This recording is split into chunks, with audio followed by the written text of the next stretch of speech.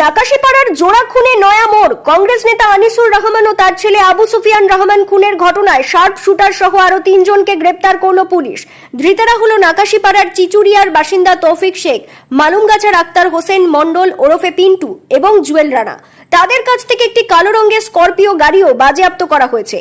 Police সূত্রে জানা গিয়েছে, ধৃত তৌফিক শেখ শার্প শুটার এবং জুয়েল রানা ওই গাড়ির চালক। তদন্তকারীদের প্রাথমিক অনুমান, এই স্করপিওতেই চেপে দুষ্কৃতীরা ঘটনাস্থলে এসেছিল এবং খুনের পর একই গাড়িতে চেপে পালিয়ে যায়। শুক্রবার ধৃত 3 জনকে কৃষ্ণনগর জেলা আদালতে পেশ করা হলে বিচারক তাদের 10 দিনের পুলিশ হেফাজতের নির্দেশ দেন। তৌফিকই আনিসুর রহমান ও তার ছেলে আবু সুফিয়ানকে গুলি চালিয়েছিল কিনা তা জানতে তাকে হেফাজতে নিয়ে জিজ্ঞাসাবাদ করছে পুলিশ। উল্লেখ্য, গত শনিবার রাতে বাড়ি ফেরার পথে নাগাদি রেলগেটের কাছে আক্রান্ত হন কংগ্রেস নেতা আনিসুর রহমান ও তার ছেলে। অভিযোগ, একটি স্করপিও নিয়ে এসে তাদের গাড়ির পথ আটকায় দুষ্কৃতীরা।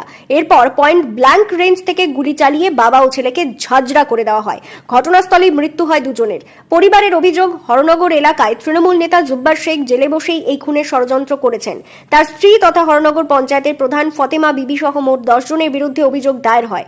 ঘটনার রাতেই ফতেমা বিবি সহ 3 জনকে গ্রেপ্তার করে পুলিশ। এরপর দফায় দফায় আরো 4 জনকে গ্রেপ্তার করা হয়। উদ্ধার করা হয়েছে 2টি আগ্নেয়াস্ত্র। শুক্রবার ফের 3 জনের গ্রেপ্তারের পর নাকাশিপাড়া জোড়া খুনের ঘটনায় এখনো পর্যন্ত মোট 10 জনকে গ্রেপ্তার করেছে পুলিশ।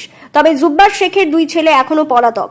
এখন পুলিশের নজর মূলত ধৃত শার্প শুটার তৌফিক শেখের দিকে।